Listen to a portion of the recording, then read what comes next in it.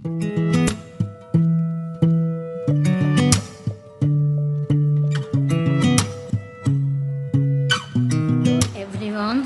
good afternoon to all of you. Myself Poonam Agrawal, assistant professor from Raigad College of Pharmacy.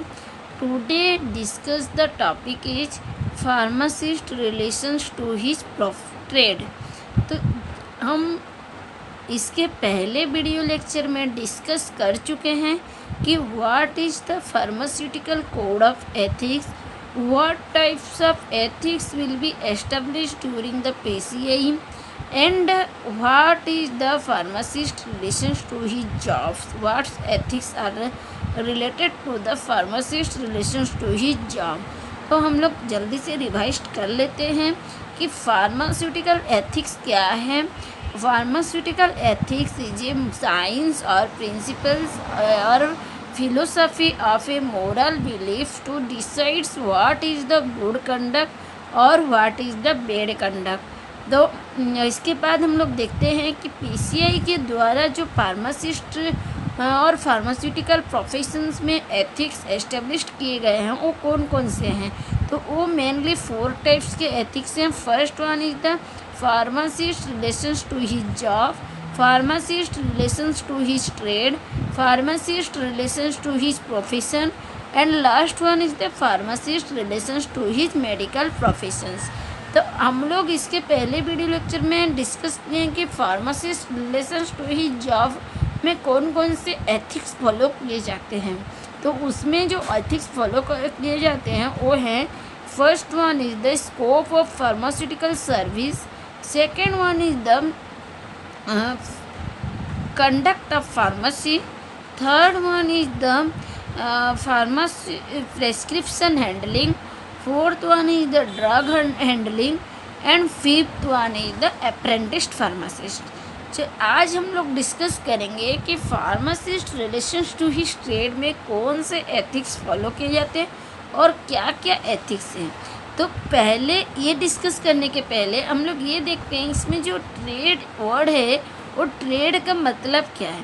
तो trade का मतलब ये होता है कि बाइंडिंग और सेलिंग और एक्सचेंज ऑफ गुड और सर्विस बिटवीन द मैन्युफैक्चरर और बेयर्स और कंज्यूमर. कोई मैन्युफैक्चरर से मैन्युफैक्चरर के बीच में, मैन्युफैक्चरर से बेयर्स के बीच में, बेयर्स के से कंज्यूमर्स के बीच में और बेयर्स से बेयर्स के बीच में जो भी हमारे प्रोडक्ट्स हैं, गुड्स हैं, वो सेलिंग होते हैं, एक्सचेंज होते हैं, बाइंडिंग होते हैं. ठीक है, तो उस प्रोसेस को बोलते हैं ट्रेड. अब देखते हैं कि इसमें कौन कौन से एथिक्स फॉलो किए गए हैं, एस्टेब्लिश किए गए हैं ड्यूरिंग द पीसीआई. तो ये पीसीआई के द्वारा, PCI means pharmacy council of India, इनके द्वारा और इनके वजह से फार्मासिस्ट रिलेशंस टू इस ट्रेड में mainly 5 ethics can be followed. First one is the price structure fixing, second one is the drug purchase, third one is the fair trade practice, fourth one is the drugs hawking, fifth one is the advertisement and display. ठीक है, तो अब हम लोग इसमें देखते हैं कि जो प्राइस स्ट्रक्चर है उसमें कौन से रूल रेगुलेशन फॉलो किए जाते हैं. तो प्राइस स्ट्रक्चर फिक्सिंग के टाइम पे हम कोई भी प्रोडक्ट के जब प्राइस फिक्स करते हैं तो उसमें मेनली हम लोग इन सभी बातों का ध्यान देंगे कि जो भी हमारे प्रोडक्ट के प्राइस हैं वो ऐसे फिक्स किए जाए, इस टाइप के प्रोडक्ट के प्राइस हों जो कि हमारे प्रोडक्ट के क्वालिटी और क्वांटिटी के ऊपर बेसिस हो. हमारे क्वालिटी और क्वांटिटी के हिसाब से हम प्रोडक्ट के प्राइस रखें. दूसरे हैं कि यदि हमारे कोई भी मैन्युफैक्चरिंग डिपार्टमेंट है या फिर इंडस्ट्री डिपार्टमेंट है तो उस डिपार्टमेंट में हमारे जो वर्कर्स काम कर रहे हैं वो वर्कर्स कितने अमाउंट में इन्वॉल्व हैं, उनके स्किल कितने अमाउंट में यूटिलाइज हुए हैं और कितने अमाउंट में टाइम कंज्यूम्ड हुए हैं. उस बेसिस में अगर हम कोई भी प्रोडक्ट की एडिशनल कॉस्ट ऐड करना चाहते हैं तो उस बेसिस में ऐड कर सकते हैं. नेक्स्ट है कि फार्मासिस्ट रिमोल्यूशन जो हम लोग फिक्स करते हैं, जो भी हमारे फार्मासिस्ट वर्कर हैं हम उनके लिए जो भी एक रिमोल्यूशन फिक्स करते हैं, जो प्राइस फिक्स करते हैं, जो उनकी सैलरी फिक्स करते हैं वो उनके उनके नॉलेज के बेसिस में उसकी स्किल के बेसिस में और उसके एक्सपीरियंस के बेसिस में फिक्स्ड हो, ताकि हर एक फार्मासिस्ट के साथ एक फेयर रिमूलेशन प्राइस फिक्स हो। ठीक है, it should not include any types of tax. अगर हम कोई भी प्रोडक्ट में प्राइस फिक्स्ड कर रहे हैं तो उस टाइम पे हमको ये ध्यान रखना है कि जो भी हमारा प्रोडक्ट है उसमें एक टैक्सेबल प्रोडक्ट ना हो, उसमें हम लोग बहुत ज़्यादा टैक्स ऐड ना करें। यदि हम बहुत ज़्यादा टैक्स ऐड करते हैं तो हमारे प्रोडक्ट की प्राइस बहुत ज़्यादा इंक्रीज हो जाएगी, जो कि हमारे कस्टमर के लिए वो फेयर प्राइस नहीं होगी। हमारे कस्टमर बहुत ज़्यादा अमाउंट देखिए, जो ऐसे भी बहुत सारे कस्टमर होते हैं जिनके पास उतनी ज़्यादा अमाउंट नहीं होती है उस प्रोडक्ट को ख़रीदने के लिए, सही सेलिंग का परचेज करने के लिए, उसके बावजूद वो उसको परचेज करता है। तो हमें इस टाइप की एक प्रोडक्ट प्राइस फिक्स करनी चाहिए ताकि उसमें एक फेयर अमाउंट फिक्स हो। जितने सफिशिएंट जितनी प्राइस होनी चाहिए एक प्रोडक्ट की, एक उसकी क्वालिटी और क्वांटिटी के बेसिस में उतनी ही होनी चाहिए, ना उससे ज़्यादा होनी चाहिए ना कम होनी चाहिए। और अगर हम लोग कोई फार्मासिस्ट की रिमूलेशन भी फिक्स करते हैं तो वो भी हमारी एक फेयर रिमूलेशन प्राइस होनी चाहिए, ना ताकि कम होनी चाहिए कोई फार्मासिस्ट की और कोई फार्मासिस्ट की ज़्यादा होनी चाहिए। जैसे कि कोई हमारे ज़्यादा एक्सपीरियंस फार्मासिस्ट हैं, ज़्यादा स्किलफुल फार्मासिस्ट हैं, ज़्यादा नॉलेजफुल फार्मासिस्ट हैं, उनमें उतनी ज़्यादा नॉलेज नहीं, उतनी उनकी सैलरी उतनी ज़्यादा कम नहीं होनी चाहिए कि उनको सेटिस्फेक्शन ना लगे। तो हमें एक फेयर प्राइस, फेयर रिमूलेशन फिक्स्ड करनी चाहिए हमारे फार्मासिस्ट और कस्टमर के लिए। ठीक है, नेक्स्ट देखते हैं कि फेयर ट्रेड प्रैक्टिस क्या है। तो फेयर ट्रेड प्रैक्टिस में हम लोग के जो भी हमारी प्रोडक्ट हैं, हम लोग हमेशा इसमें जो रूल रेगुलेशन है इसमें क्या है कि हम हमेशा कोई भी कंडीशन में इस चीज़ की ध्यान रखें कि हम कभी किसी के साथ कट थ्रोट कंपटीशन ना करें। अब कट थ्रोट कंपटीशन का मतलब क्या है कि हम एक दूसरे से कंपटीशन ना करें, हम एक शॉप से दूसरे शॉप के साथ कंपटीशन ना करें, हमारी शॉप हम दूसरे के साथ कंपटीशन ना करें। हमारी शॉप में जो भी प्रोडक्ट है, हमारी शॉप जो भी प्राइस वैल्यू है, हमारे पास जो भी कस्टमर है वो हमारे पास सूटेबल है और उनके पास जो है वो उनके हिसाब से हैं। अगर हम उनके कस्टमर को हमारे पास एक कम्पीट करके लाने की कोशिश करेंगे तो वो फेयर नहीं होगा। तो ये रूल के खिलाफ है। तो हम कभी भी किसी भी शॉप के साथ, किसी भी प्रोफेशन के साथ एक कट थ्रोट कंपटीशन ना करें। हम हमेशा ये ध्यान रखें कि हम कोई भी offer regarding it should no offer regarding gift, price, free sample and any other schemes are provide. मतलब हम लोग कोई भी हमारे प्रोडक्ट में ऐसा स्कीम प्रोवाइड ना करें, इसकी फ्री सैंपल प्रोवाइड ना करें, प्राइस प्रोवाइड ना करें, गिफ्ट ना प्रोवाइड ना करें, ताकि कस्टमर उससे अट्रैक्टिव होकर हमारे शॉप पे आएँ और हमें हमारे प्रोडक्ट खरीदें। क्योंकि फार्मास्यूटिकल प्रोडक्ट ही ऐसा एक प्रोडक्ट है जो कि कस्टमर की, पेशेंट की हेल्थ के ऊपर डिपेंड करता है। तो as a pharmaceutical professions they should not provide any types of scheme और प्राइस और गिफ्ट और सैंपल, फ्री सैंपल। ठीक है, नेक्स्ट है कि they should not fix very low price of the product और ड्रग्स। हम लोग कभी भी हमारे प्रोडक्ट के, हमारी ड्रग्स की, हमारी फार्मास्यूटिकल प्रिपरेशंस की हम लोग इतने ज़्यादा लो प्राइस ना रखें जो कि हमारे डिपार्टमेंट के फेयर प्राइस ना हो। हमारे डिपार्टमेंट के, हमारे प्रोडक्ट की क्वालिटी क्वांटिटी के बेसिस में ही हम प्राइस फिक्स्ड करें, ताकि ना लो करें ना हाई करें।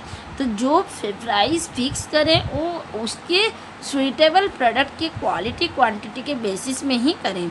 नेक्स्ट है कि they should no able to imitations for label, symbol, signature and trademark by any other pharmacist. तो कोई भी फार्मासिस्ट दूसरे एक फार्मासिस्ट का ना लेबल को, ना सिंबल को, ना सिग्नेचर को, ना ट्रेडमार्क को हम कोई भी चीज़ को उनकी उस फार्मासिस्ट के इन सारी चीज़ों को कॉपी ना करें। हमें हमारी डिपार्टमेंट के लिए, हमारी ऑर्गेनाइजेशन के लिए हम अपने सिंबल, अपने सिग्नेचर, अपने ट्रेडमार्क्स, अपने लेबल डेवलप करें ताकि दूसरे की यूज करें। हम कभी दूसरे की यूज ना करेंगे नहीं, हम हमेशा अपने चीज़ें डेवलप करेंगे। ठीक है। नेक्स्ट है कि prescriptions of other pharmacy should not be entertained by the pharmacist. अगर कोई फार्मासिस्ट के पास दूसरे फार्मासिस्ट की प्रिस्क्रिप्शन आ गई है हमारे पास, तो हम उसे गाइड करेंगे कि ये प्रिस्क्रिप्शन उस फार्मासिस्ट के लिए है, आप वहाँ पे जाके इस प्रिस्क्रिप्शन को प्रिस्क्रिप्शन के प्रोडक्ट को कलेक्ट कर लीजिए। उनको प्रॉपर गाइड करना है, ना कि हमें एंटरटेन करके हमें अपनी शॉप से हमें उस प्रिस्क्रिप्शन को अपने आप से हैंडल करनी है। जब ड्रग्स, तो जो भी हमारे फार्मास्यूटिकल प्रोडक्ट हैं उनमें उनको हम परचेज करते हैं, तो जब हम परचेज करते हैं तो हमें इस बात की ध्यान रखनी है कि कोई भी कंडीशन आओ, if any condition, they should not use any types of spurious drugs और standard drugs for manufacturing, for dispensing, for distribution, for selling of drugs. तो हमें इस बात की ध्यान रखनी है कि हमारे पास कोई भी कंडीशन हो, किसी भी कंडीशन हो, हम इस तरीके की स्पोरियस ड्रग्स या कि फेक ड्रग्स और substandard drugs, low quality drugs use ना करें for the manufacturing process, for dispensing process, for distribution process और for selling of the drugs. इन सभी स्तर पर हम इस टाइप के ड्रग्स कभी भी यूज ना करें और इस टाइप के ड्रग्स को परचेज ना करें। तो ये हमको ध्यान में लानी चाहिए। नेक्स्ट है कि hawking of drugs. Hawking of drugs, तो हॉकिंग का मतलब क्या होता है? Door to door service. तो जैसे हमारे अदर प्रोडक्ट्स हैं, other in pharmaceutical products should away, मतलब फार्मास्यूटिकल प्रोडक्ट को छोड़ के और जो भी प्रोडक्ट है, हमारी ऐसी बहुत सारे प्रोडक्ट हैं जो कि डोर टू डोर सर्विस होती हैं। हॉकर्स आते हैं, एक घर से दूसरे घर में सर्विस देते हैं और कस्टमर वहाँ से अपने घर से ही उसको परचेज कर लेते हैं, उनको शॉप जाने नहीं पड़ती है। तो जो हमारी फार्मास्यूटिकल प्रोडक्ट्स हैं, उस प्रोडक्ट को हम कभी भी door to door service provide नहीं करना है, ना सेल्फ सर्विस फैसिलिटी प्रोवाइड करना है। सेल्फ सर्विस फैसिलिटी मीन्स हम जैसे दूसरे प्रोडक्ट्स के या कोई मॉल्स में देखते हैं कि हम मॉल्स में जाते हैं, अपने आप से प्रोडक्ट चूज करते हैं, जो भी हमारे फूड आइटम की जो भी हमें प्रोडक्ट्स चाहिए हम अपने सिलेक्ट करते हैं और बिलिंग कराते हैं। लेकिन हमारे फार्मास्यूटिकल